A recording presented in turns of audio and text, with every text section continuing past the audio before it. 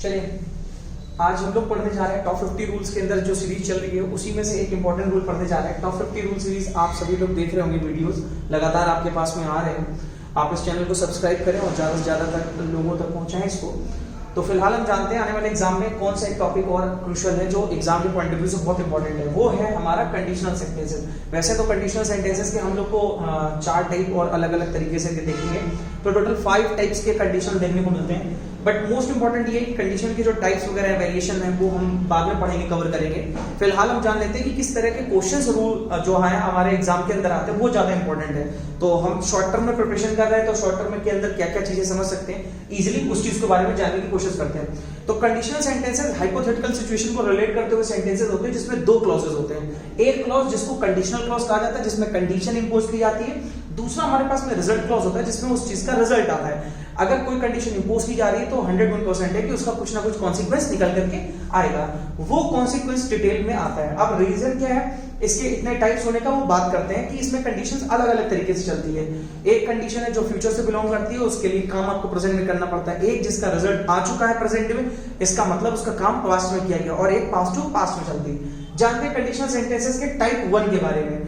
Type 1 क्या कहता है? कहता है अगर किसी सेंटेंस की शुरुआत आपकी इफ या व्हेन में से होती है और ठीक बगल वाला जो क्लॉज होता है जिसको हम लोग कंडीशनल क्लॉज कहते हैं। ध्यान रखें, जो कंडीशनल वर्ड्स हैं इनके ठीक बगल में आने वाले क्लॉज को क्या कहा जाता है? Conditional clause. ये हमेशा प्रेजेंट टेंस में होता है, और जो इसके बगल वाला क्लॉज है यानी रिजल्ट क्लॉज है या रिजल्ट पार्ट है वो फ्यूचर टेंस में रहता है, यानी फ्यूचर से रिलेटेड मॉडल्स इसमें यूज किए जाते हैं। अब फ्यूचर से रिलेटेड मॉडल का मतलब यहाँ पे ये ध्यान रखें, वुड या कुड का यहाँ पे यूज थोड़ा सा अवॉइड करना है आपको। वुड या कुड यहाँ पे नहीं आता, वो पास्ट के लिए यूज हम लोग करते हैं। फॉर एग्जाम्पल एक एग्जाम्पल देख करके समझते हैं। अगर आपने कोई काम प्रेजेंट में किया, उसी का रिजल्ट आप फ्यूचर में ले सकते हो। किसी चीज का फ्यूचर में रिजल्ट लेने के लिए आपको काम हमेशा प्रेजेंट में करना पड़ता है। जस्ट बिकॉज ऑफ दिस इसका पहला जो पार्ट होता है वो हमेशा प्रेजेंट टेंस में चलता है। जानते हैं सेंटेंसेस के बारे में। लिखा हुआ है if you will study you will pass. अगर आप पढ़ाई करेंगे तो आप पास हो जाएंगे।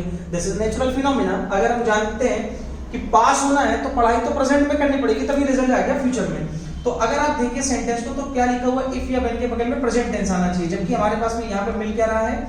विल मिल रहा है। अकॉर्डिंग टू द रूल आप मॉडल नहीं लगा सकते इफ के बगल में, यहां से आपको मॉडल हटाया तो सेंटेंस बना if you study you will pass. अगला वाला पार्ट देख रहे हैं आप, फ्यूचर में लिखा हुआ है, बिल्कुल बात सही है। और इंपॉर्टेंट चीज ये है कि यहां पर देन का प्रयोग नहीं करते हैं। देन कंजंक्शन की जगह पर आपको पंक्चुएशन यूज करनी होती है, कॉमा। इसीलिए हर सेंटेंस में कॉमा यूज किया जाता है। ये बात इंपॉर्टेंट है, ध्यान रखें। इस सेंटेंस को रिवर्स करके भी लिखा जा सकता है, यानी ऐसे बोला जा सकता है you will pass if you study. That is also possible to say.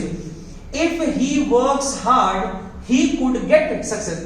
अगर वो कठिन मेहनत करेगा तो उसको सफलता मिलेगी। तो इस सेंटेंस को देखें तो आप देख रहे हैं कि if के ठीक बगल में यहाँ पे works लिखा हुआ है, ये प्रेजेंट इंडेफिनिट का s और es लगा हुआ है यानी वर्ब में, तो इसका मतलब है वो प्रेजेंट इंडेफिनिट का पार्ट है। प्रेजेंट इंडेफिनिट में है he works hard, he could get success। यहाँ पर मॉडल आपने क्या लगाया? could। और रूल कहता है कुड मॉडल नहीं लगा सकते। कुड का अगर हम मॉडल देखें फ्यूचर में तो क्या लगा सकते हैं वहां पे? कैन। तो क्या बनेगा sentence? If he works hard he can get success. ये इस तरह का सेंटेंस आपको इंप्रूव करने को मिलेगा। एक सेंटेंस के अंदर 2-2 एरर मिलने का रीजन ये है क्योंकि हम लोग अभी हर तरीके के क्वेश्चन को समझ रहे हैं। If they followed my instructions they could achieve good marks. बहुत इंपॉर्टेंट क्वेश्चन है ये। क्या इंपॉर्टेंट है? यहां आप देखेंगे पास्ट इंडेफिनिट है। क्या है?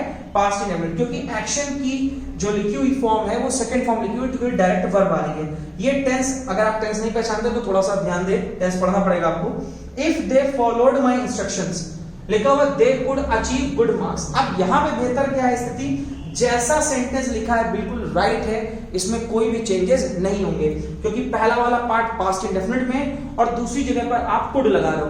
अगर इत्तेफाक से इस सेंटेंस के अंदर ये ईडी नहीं लगा होता, मान लीजिए यहां पर फॉलो लिखा होता if they follow my instructions, तो आप यहां पर चेंज करके कैन ले आते। क्या ले आते? कैन ले आते। और या यहां पर फॉलोड लिखा होता और यहां पर क्या होता? कैन लिखा होता, तो आप यहां पे चेंज करके कुड ले आते तो सेंटेंस राइट हो जाता। इसी का दूसरा पार्ट जब आप पढ़ेंगे तो इस नीचे वाले सेंटेंस को आप देखना ना भूलें, कैसे इसको बनाया हुआ है, उसकी फ्रेमिंग हम लोगों को नेक्स्ट वीडियो में मिलेगी। Thank you.